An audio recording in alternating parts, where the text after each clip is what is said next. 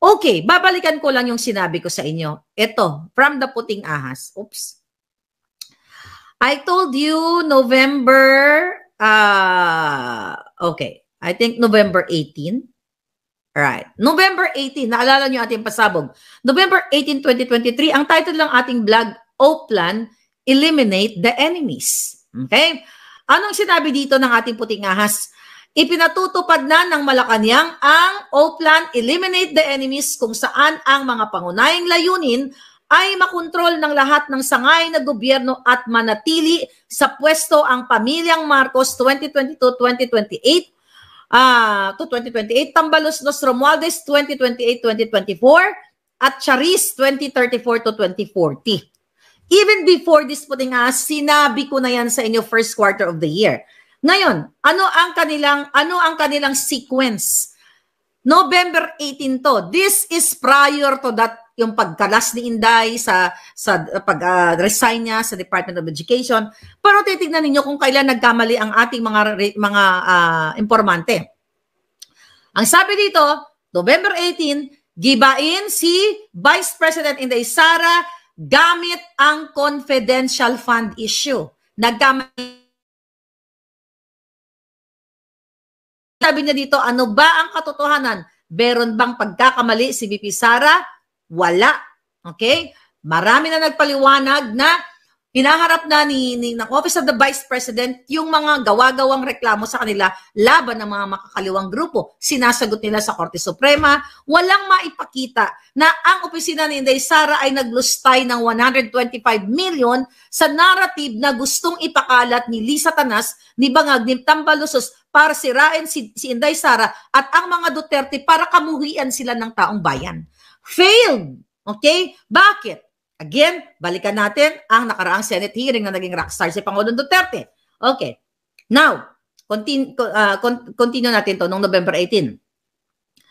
Sabi natin po ng Ahas, nag-request lang naman si Inday sa Office of the President kung maaari siyang mabigyan ng pondo na gagamitin bilang confidential fund. Pumayag at nagbigay ng pahintulot si Bangag at nagbigay ng direktiba na hanapan ng bondo at bigyang daan ang request ni Inday Sara. Sino itong Puting Ahas natin dito? Nasa Malacanang to, kaya alam niya yung mga pangyayari, sinishare sa inyo. So malinaw na ang source of funding ay ang Office of the President na siya rin ang nag-approve ng request na maaari namang i-deny o i-disapprove kung merong batas na malabag kung ito ay unconstitutional. Ulitin natin, ang nagbigay ng confidential fund kay Inday Sara na yan ang gustong tirahin nila ay si Bangag. Siya ang nag-approve.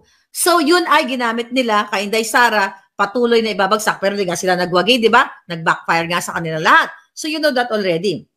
Okay, ano yung operation nila? Okay? Sabi pa nga dito, si Sara lang ang pinapalabas na meron umanong paglabag sa batas. Subalit ang katotohanan, nagmula ang pahintulot at pagbibigay ng pondo mula kay Bangag na bilang Pangulo ay siya ring #1 enforcer of all laws of the land. Sabi nga dito ni Palangga, ngayon kung ito ay unconstitutional, si Bangag ang dapat managot at ma-impeach dahil siya ang nag-aproba at nagbigay ng pondo kay Sara. Right? Si Bangag, singot, Diputang Marcos ang nagbigay ng pondo kay Sara. Pero bakit si Inday Sara ang dinidiin nila since nung last year? Kasi nga, O-Plan, di ba? Eliminate enemies. Now, tuloy natin. Okay? Sabi nga dito ng ating Palangga, o ang abogado to si Palangga, sabi niya, ignorance of the law excuses no one from compliance therewith, not even when you are the president. Maliban na lamang kung na-set up si Inday Sara ni Bangag at pinainan ng kaso tulad ng inaakusa kay Sara ngayon. Ito, November pa. So nakita nyo, alam nga naman itong nagsulat ito ay meron siyang bolang kristal. Walang nakakakita ng future, pero kapag narinig mo, pag nasa loob ka mismo sa Malacanang at narinig mo ang plano ni Bangag para ipatumba ang mga Duterte at mga kritiko, hindi bolang kristal yun, factual yun mga kababayan. And now, ang sabi dito, patahimikin si Digong. Okay? Gagamitin. Ito, listen kasi dito yung pangalan ni Trillanes. Remember? Nag-ulat ang Net25 few hours ago, o one day ago, tignan nyo din sa kanilang website, blog, ay sa YouTube, na si Trillanes ay paikot-ikot at nasa opisina ng mga chair ng committee ng Huwad Committee na yon. So sabi dito, November of 2023, gagamitin ni Bangag at Tambaluslos si Bonjing Rimulya para gumulong ang request ng ICC na makapag-imbestiga sa umano ay paggugurgur sa karamihan or genocide niya na naganap noong panahon ni PRRD, bunsod ng war on drugs. Okay, sa pamamagitan nito, sila ay umaasa na tatahimik at magwawalang kibo si PRRD sa lahat ng korupsyon, anomalya at kalabisang ginagawa ng Marcos Lisa Tambalos administration. So ginagawa nila to, yun yung playbook nila. Para matakot tayo, para ginagawa nila sa akin, sa inyo, na magpapabricate ng crime, kakasuhan and everything, pero hindi tayo nagpapakabog sa kanila dahil ang alindog natin hanggang sa huling hininga lalaban sa kaputahan ni Lisa Tanas. Diba? Yung buwaka ng inang kidnapper na yan, hindi yan magwawagi. At kayo dapat ay kumilos. Yung halimaw na yan, halimaw, kidnapper, snatcher, lahat na, ng snatch ng bata, ng hindap ng bata, dapat nyo nang wakasan. Pero kung kayong men and women in uniform na patuloy talagang nagpapasungal-ngal ng kakarampot na barya at pinipiga ni Lisa Tanas na butod yung mga itlog ninyo, again, that is your choice. But back in 2023, ito na yung sinabi ko sa inyo. Bahagi ng playbook ng drama ni Bangag, ni Tambaluslos, ang pagpapalaya kay Dilima.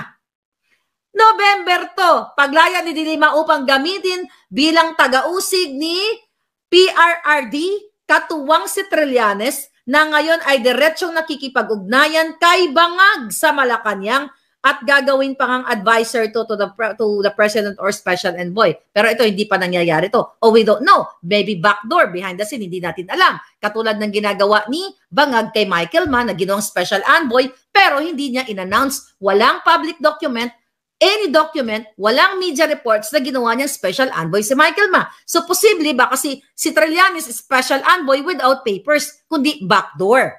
You know? So, itong eksena to, November 23. Okay? Bahagi rin si Franz Caso sa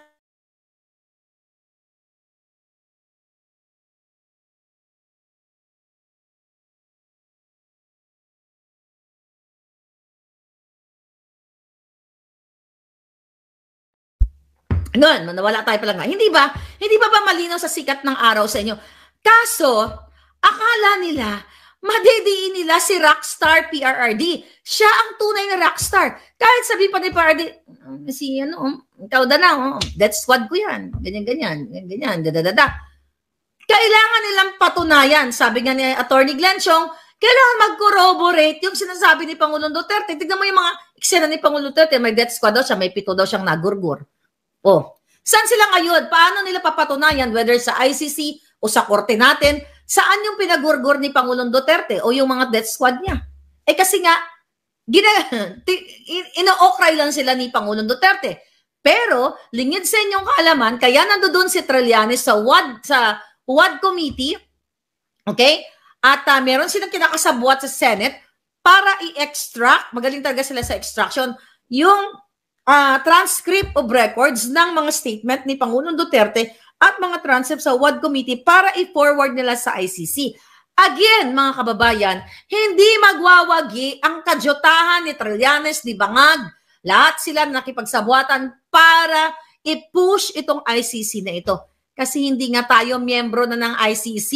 Kaya nga sinasabi ko sa inyo, si Pangulong Duterte ay nag-isip ahead of the Bangags. Diba? Kasi alam ni Pangulong Duterte na yung ICC na yan gagamitin against him dito sa war on drugs na kung saan kayo ay milyon o libo-libong nagkaroon ng peace of mind during his term. Now, okay, November 2018. Okay? Ito, extradition, ipapadismiss ni Bonjing Rimulya ang kaso ni Kibuloy na nakafile sa Davao upang maging eligible ng gagawing request ng US FBI for extradition nito. Sa ilalim kasi ng ating batas, hindi maaaring i-report ang dayuhan o ma-extradite ang Pilipino if there is a pending or ongoing case against a respondent due to the primacy of Philippine jurisdiction over persons residing or sojourning who is accused of having committed crime. Pero naging ibang landas, di ba? Hindi nila pina-extradite si Kibuloy, pero tinira nila, pinasara yung SMNI. Ito, nakasama nga dito, November. Closure of SMNI. During this time, hindi pa sarado ang SMNI. Martial na ngayon pa lang. Kitang-kita ang sadyang pananahimik ng traditional media para sa pressure at pananakot ng Marcos Ahas Tambaluslos administrasyon sa lahat ng media outlet na maging kritikal o babatikos sa kanila.